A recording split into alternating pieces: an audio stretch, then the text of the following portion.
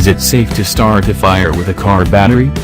Starting a fire by shorting out a car battery has been done on a number of reality shows, and while it does work if you have appropriate tinder available, there are a number of safety concerns that you need to be aware of.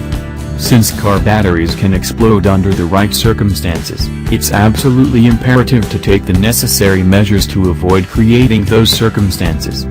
There are also a handful of ways to start a fire using your car battery that don't involve a direct short, and a lot of other ways to start a fire in a survival situation that don't involve your battery at all. Car batteries, hydrogen gas, sparks, and grievous bodily harm.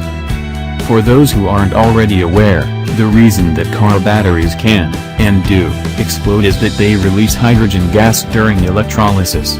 That means any battery that has recently been charged, especially one that went dead first, may have hydrogen gas lurking inside its cells.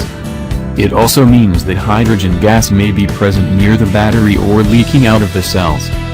Since hydrogen gas is highly flammable, all it takes to blow up an otherwise benign car battery is to introduce a spark to exactly this sort of explosive situation.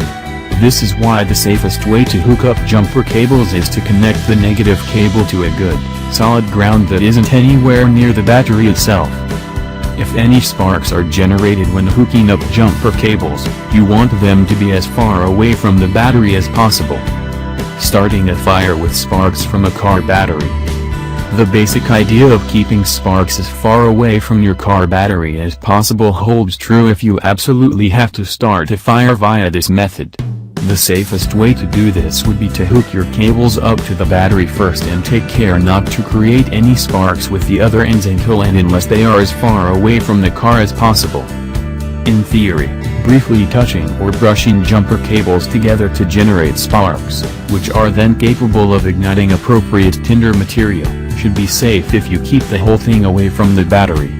However, shorting out a battery does carry the additional risk of exposing an internal fault and causing an explosion anyway. Car batteries and internal sparks. When a car battery is well maintained and in a state of good repair, the internal lead plates will be covered in electrolyte and there will be little or no hydrogen gas present. If your battery fits that description, then there is very little chance of it blowing up.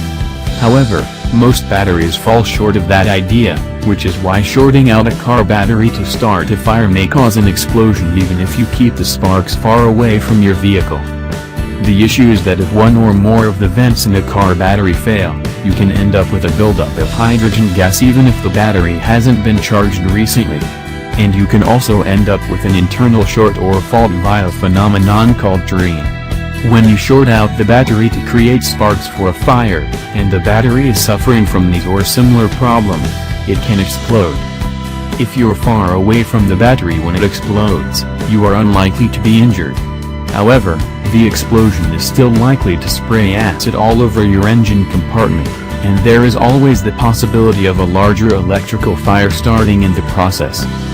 Other ways to start a fire with a car battery. The easiest and safest way to start a fire with a car battery is to use the cigarette lighter. In fact, if you think about it, that's exactly what car cigarette lighters are designed to do, albeit on a somewhat different scale. So if your car has a cigarette lighter, using the red hot coil to light your tinder will be both easier and safer than using sparks from jumper cables. The problem with using a cigarette lighter to start a fire is that some cars ship without the lighter portion, and non-smokers often remove them anyway since they only use their cigarette lighters as 12V accessory sockets anyway. If your car doesn't have a cigarette lighter, there are still some other options you can try. Starting a fire with a car battery and a pencil. Rather than creating sparks and a direct short by touching jumper cables together, it's also possible to start a fire by connecting jumper cables to a pencil. This is done by exposing the lead on both ends of the pencil and connecting the jumper cables to opposite ends. The lead heats up and eventually ignites the wood, effectively starting a fire. While this may or may not be safer than simply starting a fire with sparks, it's important to note that it's still potentially hazardous. The fire will typically start quite suddenly, so you have to be ready to disconnect your jumper cables to avoid burning yourself. It's also quite possible that the jumper cables could be damaged or even ruined. Starting a fire with steel wool and a car battery. Another way to start a fire with a car battery is to connect jumper cables to the battery and then connect them to the edges of a clump of steel wool. The safest way to do this is to clamp one cable to the steel wool and then touch the other clamp to the other side.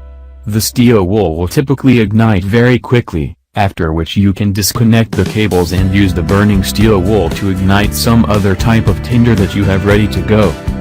It's important to note that while this does work, it's also possible to set steel wool on fire without your car battery. In fact, if you have a 9-volt battery in your car, that's a much safer, and just as easy, way to set steel wool on fire. Staying safe starting car battery fires in emergency situations. While starting a fire with sparks from jumper cables connected to your car battery may be dangerous, there are definitely survival situations where the dangers would outweigh the risks. If you're stuck in a snowstorm, and you need to start a fire to stay warm, then that's a risk assessment you will have to make. Running your car heater will only last until you run out of gas, while starting a fire will last as long as you can keep the fire going with whatever wood or other burnables you can safely scavenge in the area. The better option is to plan ahead and have a cigarette lighter plug in the glove compartment if you don't smoke, or even leave an everyday carry or emergency survival bag in your car that contains items like tinder and a fire starter or even some steel wool. If you find yourself in an emergency situation without any of that, then by all means, sparking jumper cables is an option. Just make sure you take the necessary precautions to avoid severely injuring yourself in the process.